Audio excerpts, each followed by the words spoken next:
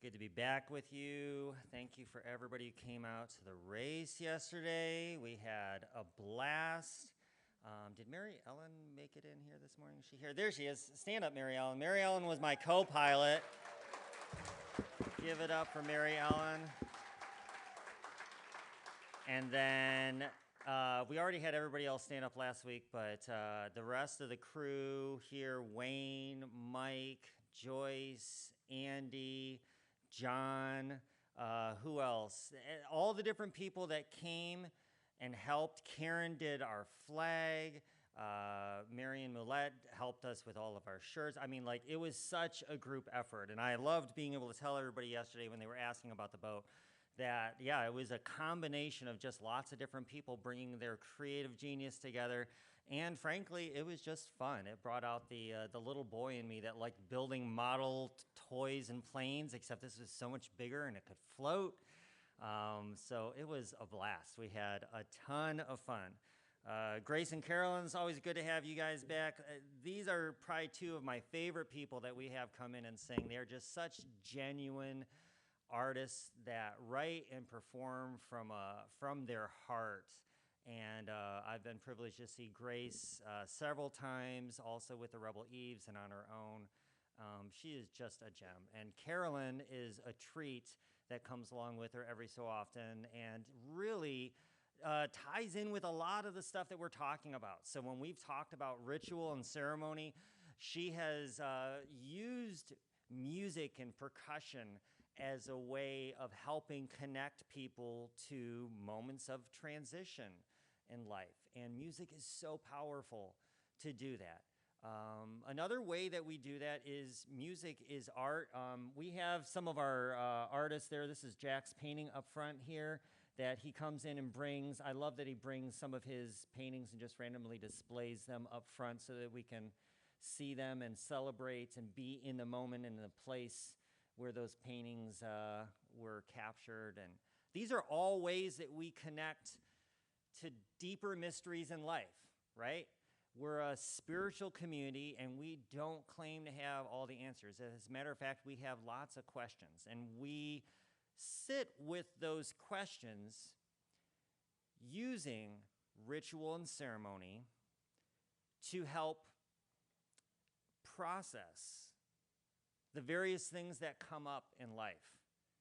Because life can throw a lot of challenges at us. As Todd shared in his wonderful meditation, life is full of all kinds of challenges and moments that we don't realize that we wanted to really pay attention to until those moments are gone. I also realized this morning that I would have loved to have hung out with Skinny Dipping Top, smoking cigars and listening to Marley. That sounds like fun. So it's awesome.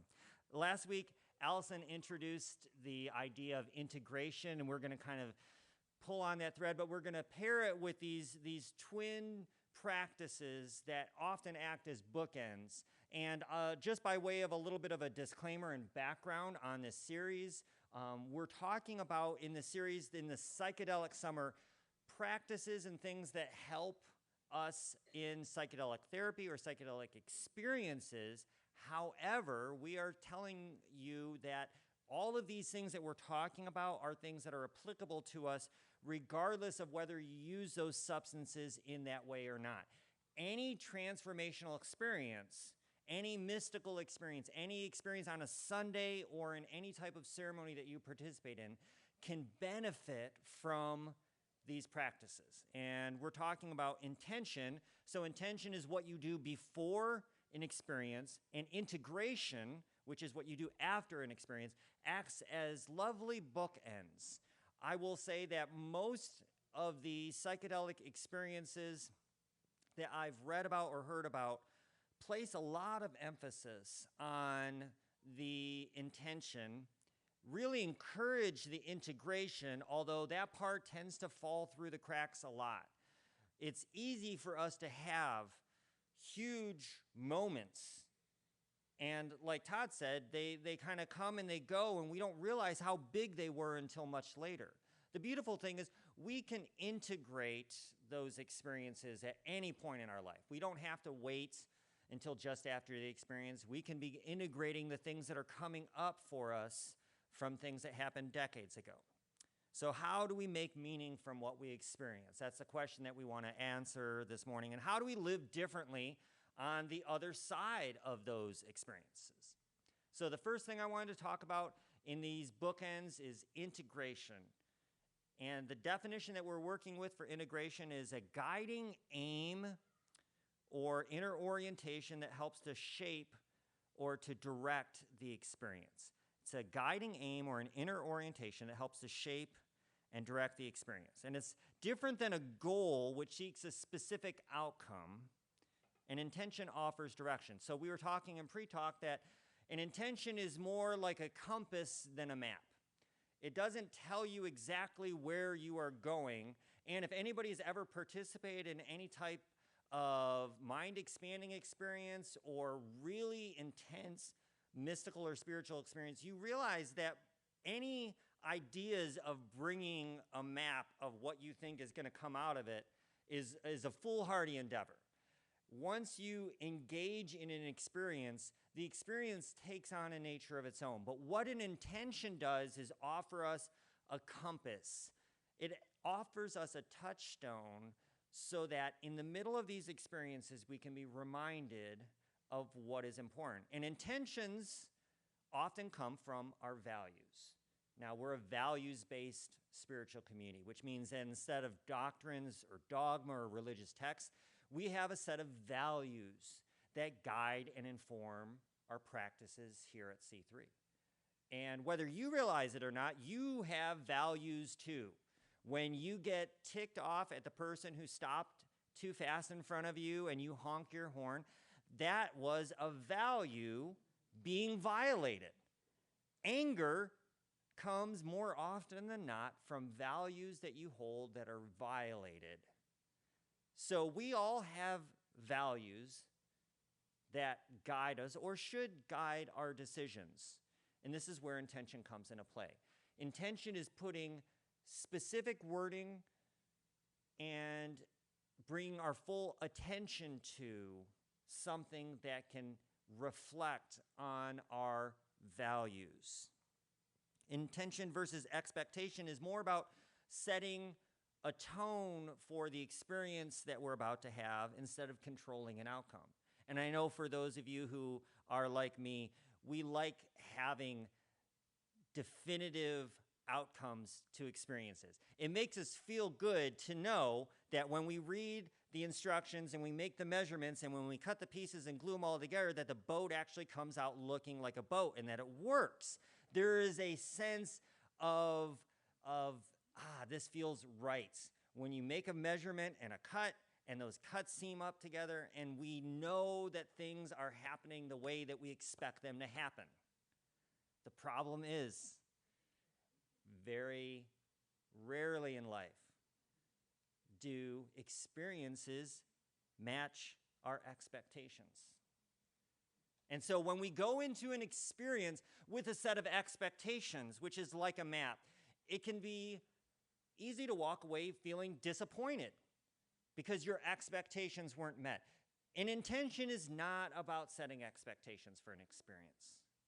An intention is a guiding aim or an inner orientation. It's an internal compass that helps us to orient ourselves, but the path may unfold in surprising ways. And I can attest from my psychedelic experiences and any of my spiritual or mystical experiences I've had that if you would have asked me before the experience how I would have thought it would have transpired, and then afterwards, if it transpired the way that I would have thought, rarely would those two things have met up.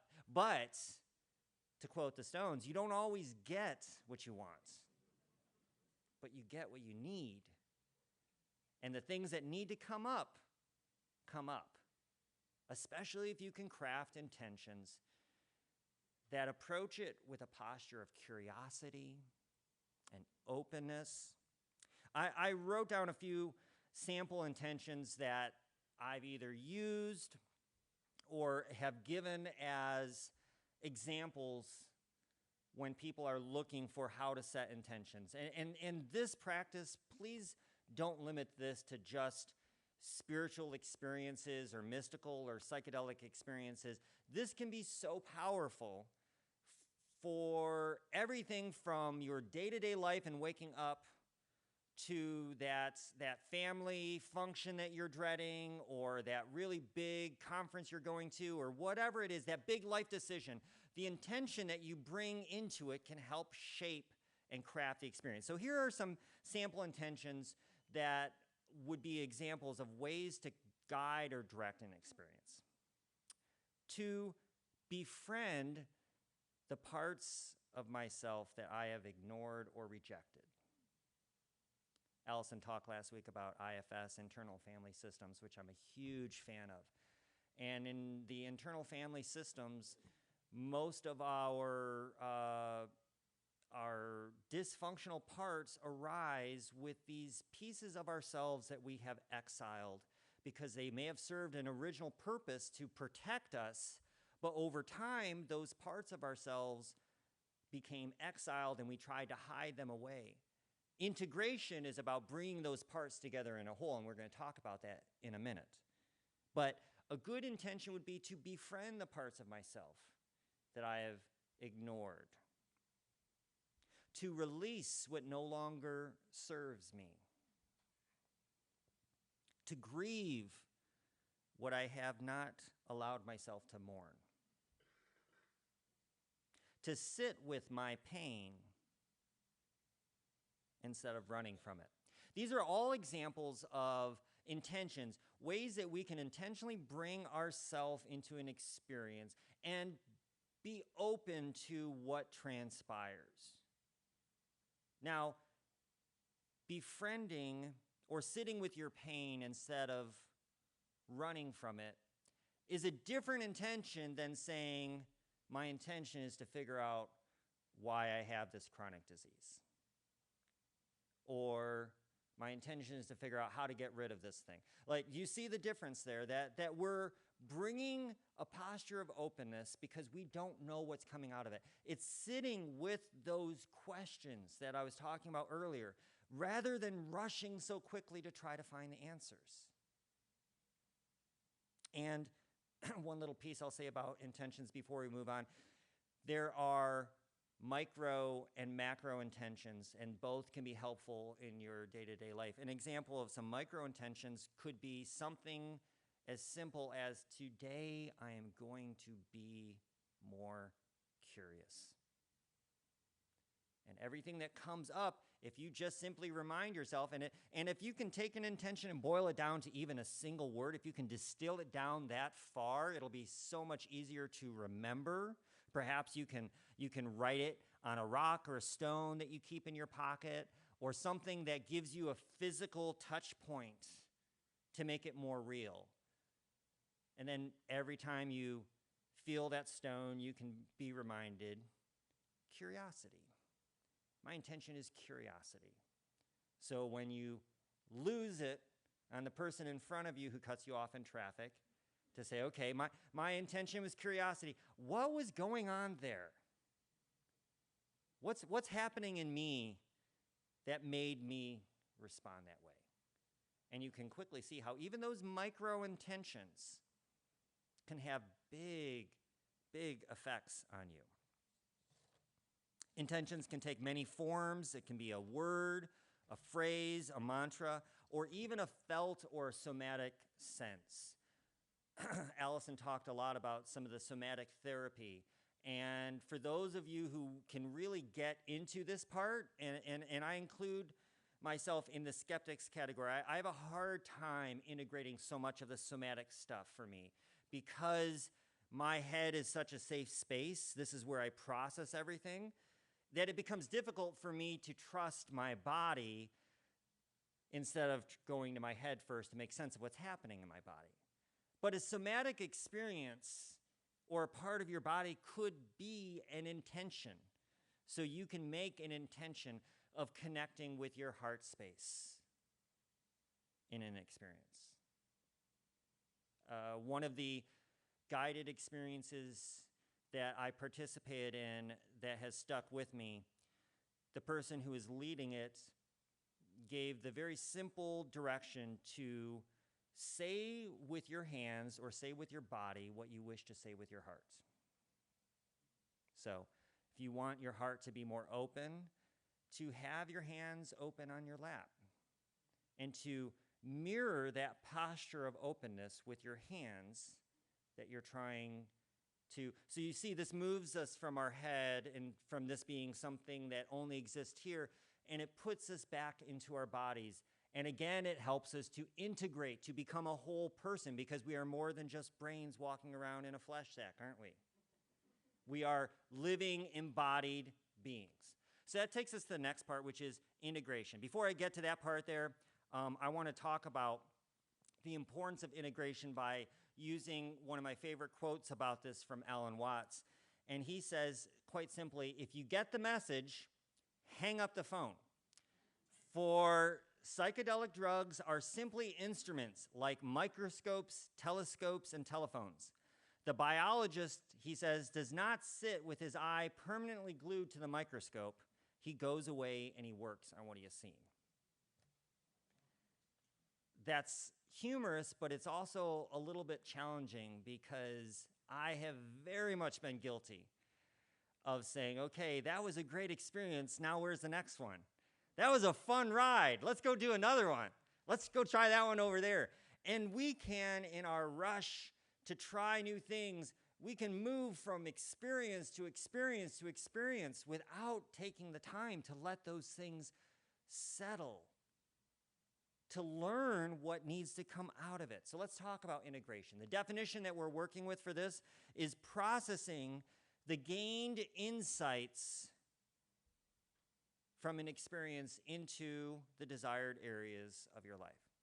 It comes from the Latin word, which means to bring together parts into the whole. Any of you math nerds remember about learning about integers and how you move towards whole numbers and bringing things back together into a place of wholeness. E pluribus unum means what? Out of many, one. Be nice if we could live that out. But it's an aspirational, you could say, intention, if you will, for our country, that our country is trying to live up to. So this integration is taking these many parts and bringing them together to make a whole. Coming from an arts background, I think of artists who work with pieces of tile or glass or colored stones. And they use those different parts that look seemingly unconnected, but when they bring them together into that art piece, you see something emerge. Out of many, one. So transformational experiences, which is what we're talking about, which can include psychedelic experiences, but doesn't have to. Transformational experiences is any part of our life where we can experience transformation. And that's a broad definition, because that happens in spiritual communities like this on Sundays. It happens at cardboard boat races and downtown. It happens in mindfulness groups, and it happens in our bedrooms and in our living rooms. It can happen anywhere we're at if we take the time to open ourselves up to the experience. Transformational experiences wouldn't be possible without the deep work that follows them. In biology, there's something called phenotypic integration, which is the process by which complex systems are formed by combining similar parts. So an example of a phenotypic integration is in the flowers that we see. When you look at the shape and the color of the petals, and you look at the pistil and the stamen, and all of those different parts that have over time evolved to create this whole that we know of as a flower. And that particular flower had an intention to attract a particular type of insect or other ways of pollination. out of those many complex parts comes a whole. Our consciousness works similarly. New insights must be woven into existing neural networks. Now, I wish I could have Allison talk about this because she could talk about this a lot with a lot more authority. But if you study any type of neurodevelopment in our brains and you understand neural pathways and that you recognize that neurons that fire together, you may have heard the expression, neurons that fire together wire together, that the more that we think about certain things in a certain way, that those ways of thinking form a groove, if you will, like on a record, on a vinyl record. And that groove, over time, can be easy to fall back into. So if you wonder why you are so quick to throw up the finger and honk the horn at that person who cut you off, possibly with a little bit of inner work, with some curiosity, by bringing some intentionality to the experience, you may begin to find out what's going on under the surface. And you may realize, oh, there is a neural groove in that record that has been well worn from many years of doing that exact same thing. And it takes work to break out of those neural network constraints, to change the way that we're thinking. We now know that psychedelics are a fantastic way for helping to break that quickly. That's why Michael Pollan's book is called How to Change Your Mind. Because quite simply, it has been found that in psychedelic therapy that these patterns that we so quickly fall into can be disrupted through a psychedelic experience, much in the same way that a snow globe that gets shaken and turned back over has a completely different setting than when it was done. But as I said, we don't have to simply rely on these psychedelic experiences. We can experience transformation in our day-to-day life. There's the idea of post-elevation blues, which perhaps you've experienced. It's a very real thing in a psychedelic experience to have a day or two afterwards where your high serotonin during the experience is followed by a little bit of a serotonin crash, and you can almost have a little bit of a blues experience in the day or so following. But this is not unique just to psychedelics. If you've ever been to a really, really good conference, like a weekend conference, or you've heard a speaker, or you went away to a retreat, and you just had this amazing transformational experience. Have you ever experienced that when you come back, you kind of feel almost a little bit like you bounce the other direction? You're kind of a little bit depressed and discouraged for a little bit? Like you absorbed all this great information, and then you have to go back to the real world.